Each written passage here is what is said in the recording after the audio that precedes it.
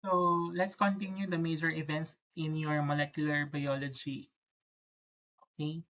So we have already discussed your George Biddle and your Edward Tatum using the Drosophila in order to detect the physical characteristics of your Drosophila that it is commonly used as model organisms in your genetics.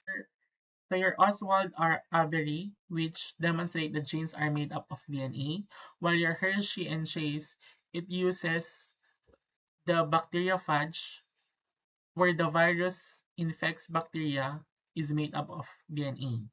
Your Watson and Crick discovered the double helical structure of your DNA. Your Jacob and Monod, which uh, hypothesized the existence of your intermediary between DNA and its protein products, which they call your mRNA, that is very crucial on your central dogma. Now, in your 1961 and 1965, the relationship between the information contained in your DNA and the structure of your protein was determined. So, meron na yung genetic code which corresponds between the succession of your nucleosides in the DNA sequence and the series of your amino acid in proteins. And also, in 1960s, also they called a specific protein called your regulative proteins latch onto your DNA at the edge of the gene and control the transcription of these genes into mRNA where they direct the expression of the gene. Next is the exploration of your molecular dominion. So using the different technologies developed by your X-ray diffraction, electron microscopy, your ultracentrifugation, and your electrophoresis, this will help reveal the structures and functions of your macromolecules. So your Linus Pauling is where the first time link in the specific genetic mutation of your sickle cell diseases. So, tinignan niya lang yung structural uh, changes between the normal hemoglobin of a normal individual and a sickle cell patient. So, uh, kinoy niya din yung word na molecular diseases kasi nakakita siya ng evidence that some of the amino acids is substituted and na-identify nila na some of your amino acids like your glutamic acids and valine is nasa wrong position siya in the beta globin chain. So yun lang naman yung kay Linus Pauling. So the development of your molecular bio is the encounter of two disciplines, your biochemistry and genetics. So from 1900 to 1940, the central processes of metabolism is described as your digestion and absorption of your nutritive elements. So every one of these processes is catalyzed by a particular enzymes. So your enzymes are proteins. So as a consequence, the study of proteins, of their structure and synthesis became one of the principal objectives of your biochemistry. Next is your Thomas Hunt Morgan, also fan of using the Drosophila and the Mendel uh, naman is the P-shape, P plant. Okay, na nag-determine lang siya sa different colors, different structures. So the history of your DNA biochemistry. So you all know that your RNA composed of your ribose and your DNA is your deoxyribose. Yun lang naman yung differentiate niya. Okay, so yung double helix, Watson and Crick lang yun. So your Measure and your Altman naman, discovered the substance of your nuclein, which isolated a pure sample of your DNA from the sperm of salmon. Si Altman naman, nucleic acid was found to exist only in chromosomes. So all of the um, line of molecular bio comes from your Rockefeller Institution. Okay. So dito naman kay Levine that uh, the DNA is composed of your phosphate sugar bases.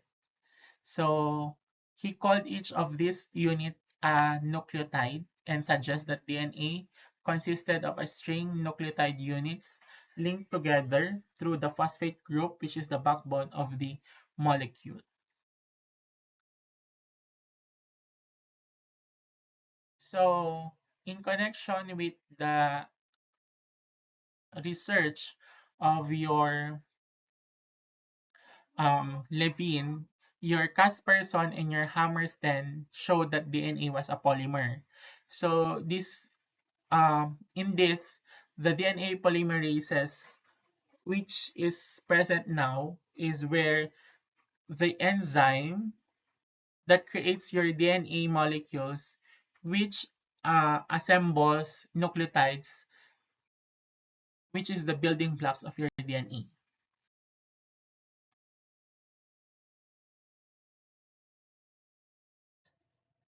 So these three naman, your Delbruck, Zimmer, and your Rosovsky, it is suggesting that the chromosomes are very large molecule and the structure of which can be changed by treatment with X-rays. And by this, the changing their structure, it is possible to change the heritable characteristics governed by those chromosomes. Astbury, which produces the first X-ray diffraction patterns from your DNA. He was not able to propose the correct structure, but the pattern showed that DNA had a regular structure, and therefore it might be possible to deduce what this structure was. So this is the X-ray diffraction. So it is where the correct structure na nakita niya, but the pattern showed in the DNA has a regular structure and it might be possible to deduce with the structure of the DNA. So your Avery naman, it is uses your smooth and your rough form using your pneumococcus bacteria. So your Avery is the medium of transfer via your transforming principle where he identified DNA as a transforming principle and not protein as previously thought. Now your Griffith, your Avery, and Hershey showed in the succeeding discussion that they the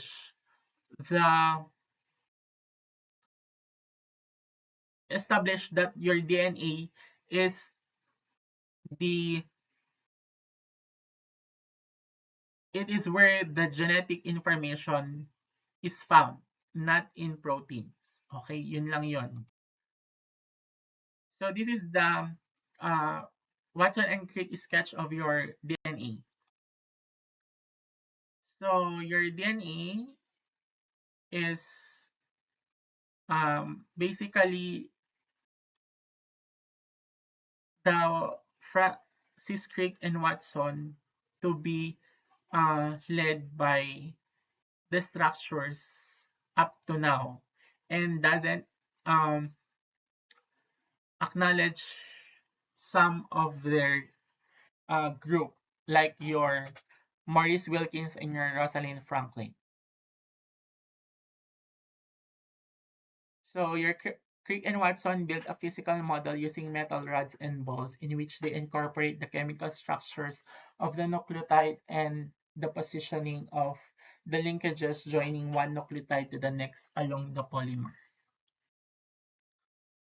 So your helix structure, so ayan, so as you can see, double-stranded siya.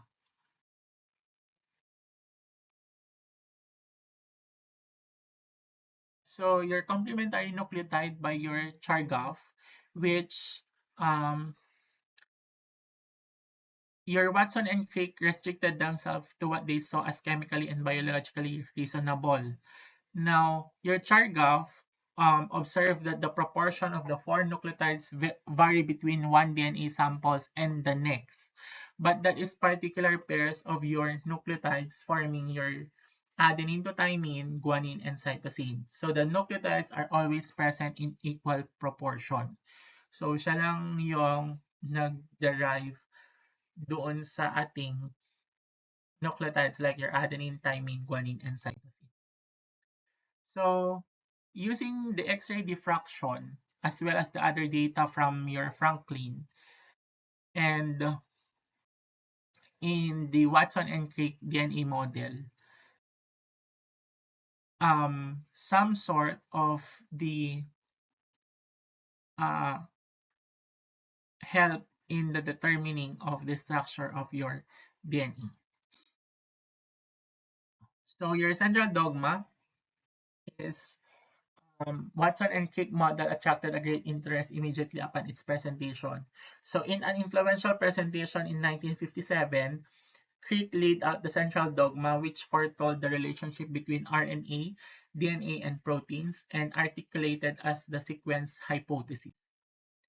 Now,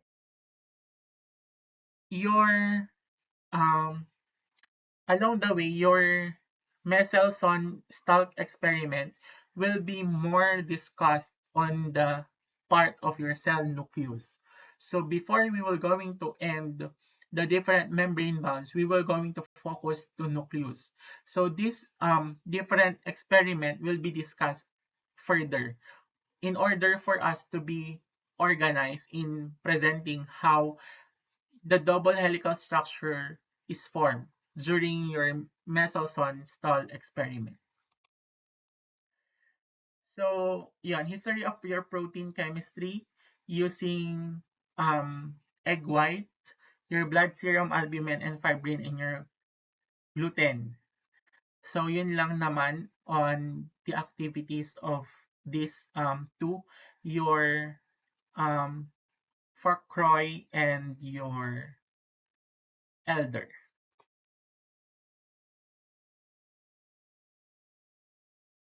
Now, the advice of your Berzelius and your Mulder carried out your elemental analysis of common animal and plant protein, affirmed that all protein had nearly the same empirical formula like your RAF C400, H620, N100, and O120 with individual sulfur and phosphorus atoms.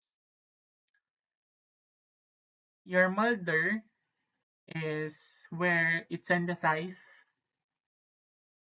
the one basic substance of your protein in your plants and absorbed by your animals in digestion. Okay, so Berzelius was an early proponent of this theory and proposed the name protein.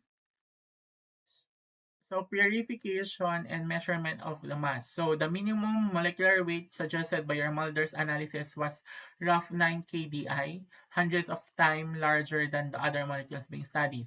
So the chemical structure of proteins in their primary structure was an active area of research until 1941 when Fraser Sanger sequenced insulin. So your KDA there is your kilodalton. So your Sanger method is still using right now in a DNA sequencing. Your Fisher and your Hoffmeister, which theory that proteins were linear polymerase of amino acid linked with your peptide bonds and was proposed independently and simultaneously by these two proponents. Now your Rinch and your Abdel Harden were they are skeptical that long macromolecules could be stable in solution. So your Alternative theories of the protein primary structure were proposed, were the colloidal hypothesis that proteins were assembled of small molecules, the cycloid hypothesis of your Dorothy Winch, and the diketopiperazine hypothesis of your Emil Abderhalden, and the pyrrole and piperidine hypothesis is your Transgard. So, Vedberg naman, it's where the digestion of proteins yielded in your peptides and amino acids using the ultracentrifugation. Your Adair and your Richards were the proteins are non-covalent association of such macromolecules by your osmotic pressure of your hemoglobin, and your Richard is the study of your ribonucleases. So the mass spectrometry of proteins has long been useful technique for the identification of your post-translational modification and probing protein structure.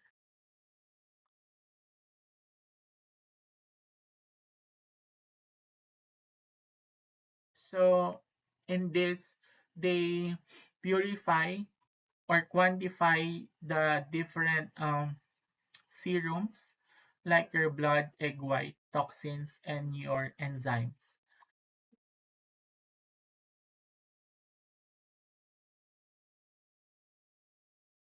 So your protein folding and your first structural models, which is famous by your Chick and Martin, in which they showed that flocculation of a protein was proposed of your two distinct processes, the precipitation and your denaturation. So your precipitation is where a protein from a solution was preceded by another, called your denaturation, in which the protein much become less soluble and lost its enzymatic activity and become more chemically reactive. So Anson and your Mirsky, which proposed that denaturation was a reversible process, a correct hypothesis that was initially lumped on by some scientists as unboiling the egg. So Anson suggests that denaturation was a two-state, all or none process, in which one fundamental molecular transition resulted in the drastic changes in solubility, enzymatic activity, and chemical reactivity. And he further noted that the free energy changes upon denaturation were much smaller than those typically involved in chemical reaction. Your Haitian Wu and your Anfinsen, which your Wu hypothesized that denaturation was protein folding, which a purely conformational change that result in exposure of your amino acid side chain to the solvent. And your Anfinsen showed that the folding of your ribonuclease A was fully reversible with no external cofactors needed, verifying the thermodynamic hypothesis of protein folding that the folded state represent the global minimum of your free energy for protein. So the hypothesis of your protein folding was followed by a research into the physical interaction that stabilized folded protein structures. The crucial role of your hydrophobic interaction was hypothesized by your range and your Langmuir as a mechanisms that may establish her cycloid structure. Your polling naman ulit was established mainly by your hydrogen bonds, which is an idea advanced initially by your Asbury. Now, your polling incorrectly theory about H-band is resulted to a correct model of your secondary structure element of protein and the alpha helix and the beta sheet.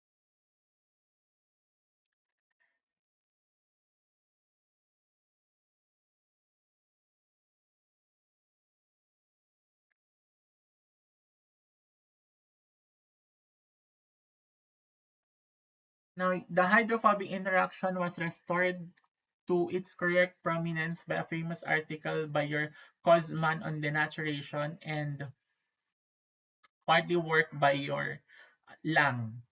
So the iconic nature of protein was demonstrated by Beecher, Room, Weber, and Arne Tiselius, but your Lang showed that the changes were generally accessible to solvent and not bound to each other.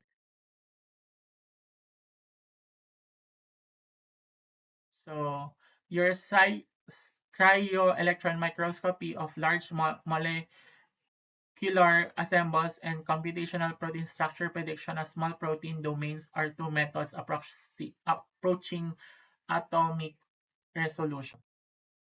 Next is the last topic that we will going to tackle more is the transforming principle, the discovery of DNA as genetic material. So basically, that's some sort of these three major um, scientists that we will only to tackle. So on that portion is just a reading portion that will help you acknowledge their work.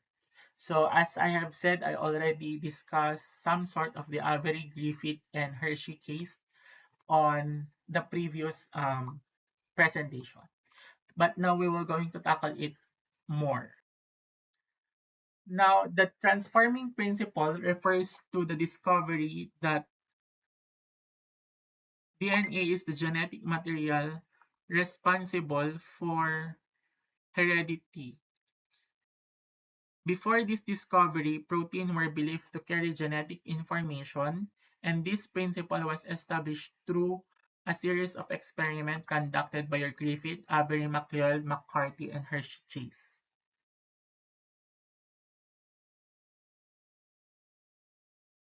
Now, what is the molecule responsible for genetic material? So basically, your DNA.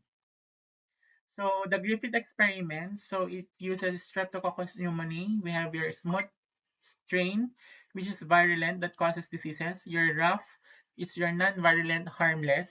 And your mice were injected in the different bacterial combination. Your live S, namatay yung daga. Your live R is nakasurvive. Now your killed S, mouse survive. But your killed S plus your rough strain, namatay yung daga. So the R strain was transformed into a virulent strain by a transforming factor from the dead S strain. So some genetic materials from the S strain change the R strain. So how does it happen? So the lysis of the S strain na, na hinit during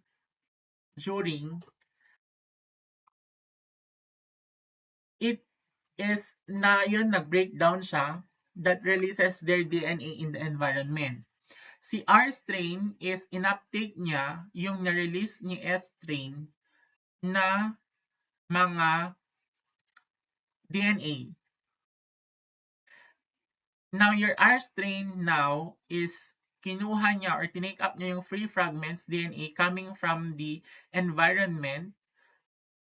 That is a process of your natural transformation. Now, yung bacteria has a specialized transport proteins that allows the incorporation now of your foreign DNA. Now, meron ng integration ngayon dun sa DNA fragments na tinake up niya from the environment that comes from your smooth strain.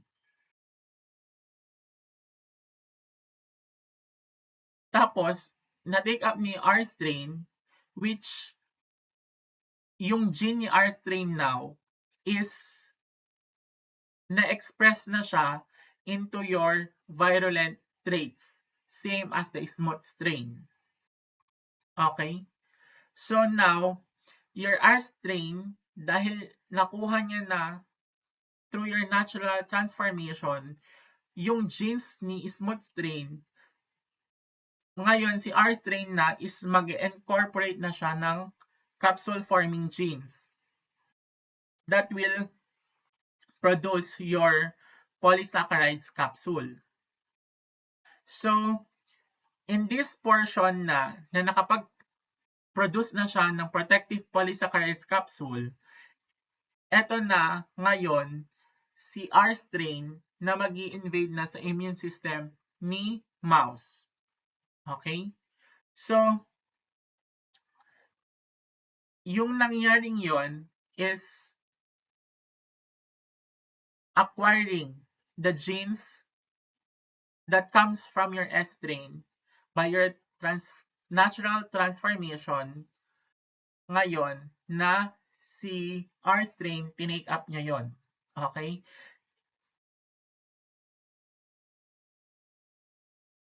Okay, ganun lang yon.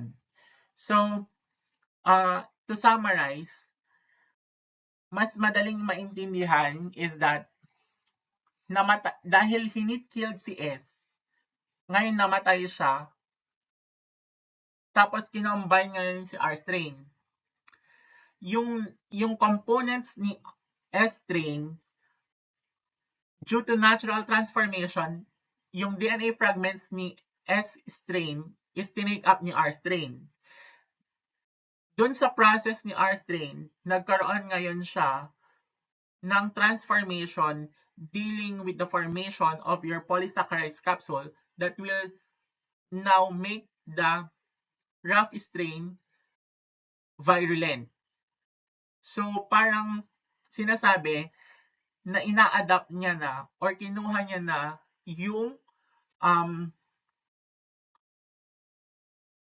yung system ni S strain mula sa environment na tinake up ni live R.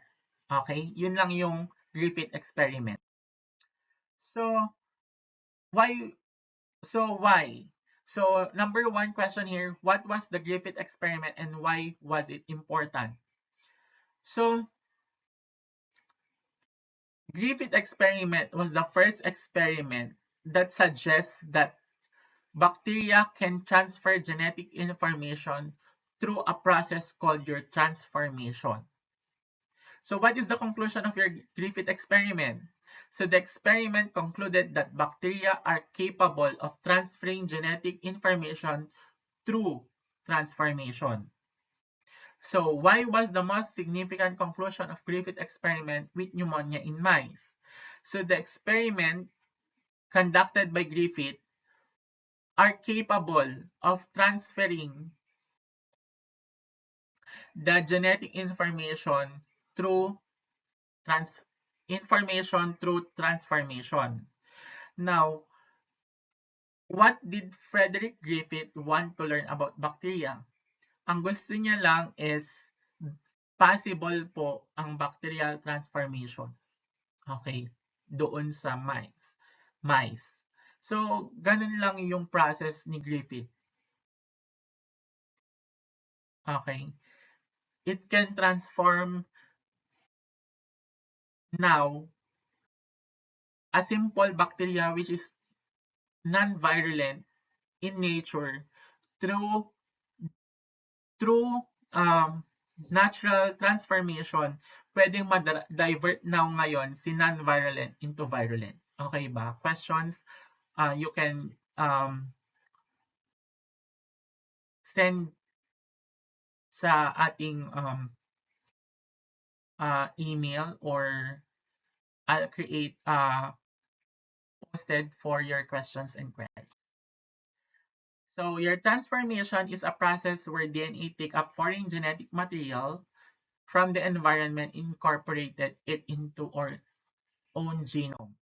So kanina, sabi ko nga, DNA uptake. So bacteria can bind and import free DNA fragments from live cell in their surroundings.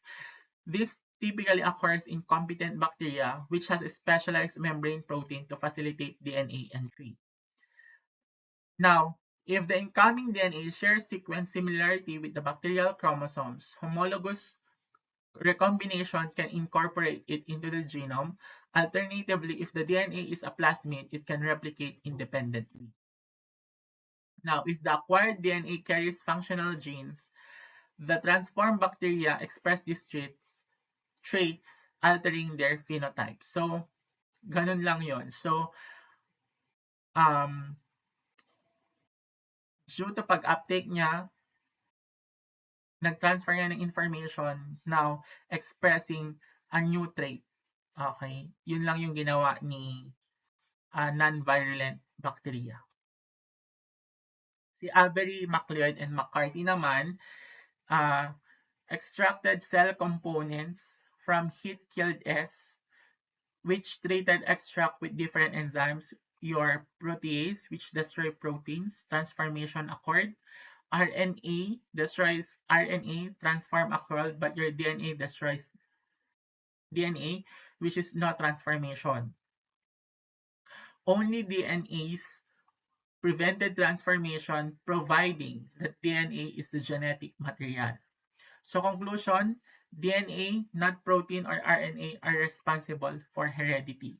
So this was the first direct evidence that DNA carries genetic information. So gumamit lang sila ng enzymes that pinakita na si DNA has no transformation. DNAs, no transformation, that concludes that your DNA carries genetic information. So this is the experiment of your Avery, McCarthy, and MacLeod. Yung hypothesis lang nila is the genetic material of the cell is either protein or nucleic acid. So dito, they remove lipids and sugars from a solution of heat-killed S cells. Protein, RNA, and DNA remain. Now, naglagay sila ngayon ng different enzymes in order to destroy your protein, RNA, or DNA. Now, naglagay sila ng culture living R cells. Then, they observe that the transformation by testing for the presence of your virulent S. So, dito kay protease na enzyme, merong S cells. Dito sa RNAs, merong S cells, pero dito sa DNA, walang no S cells appear. So the conclusion now is transformation requires DNA, therefore it is the genetic material of the cell.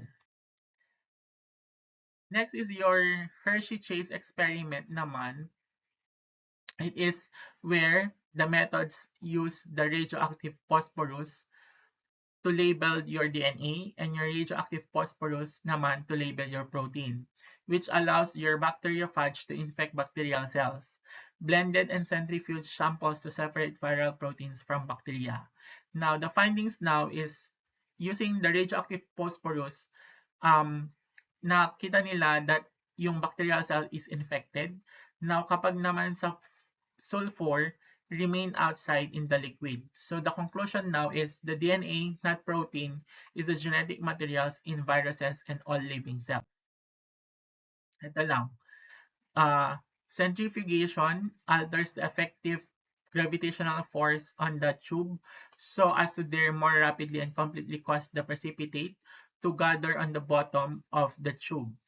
Now, in the Hershey's Chase experiment, the sulfur and phosphorus were used because they are the key components of your proteins and DNAs, allowing that this scientist Hershey to specifically label and track the movement of each molecule during the experiment, effectively proving that DNA and not protein is a genetic material transferred from a virus to your bacterial cells.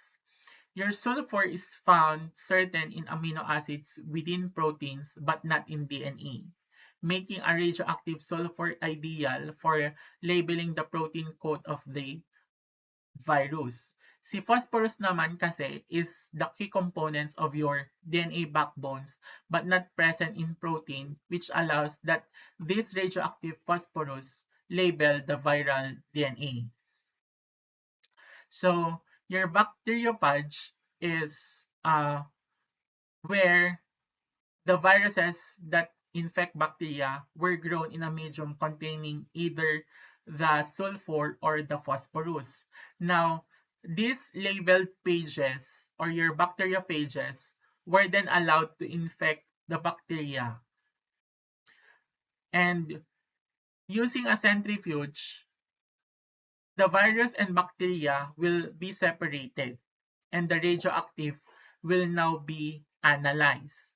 So the result now is the radioactive phosphorus is found inside the bacteria while the sulfur remains outside the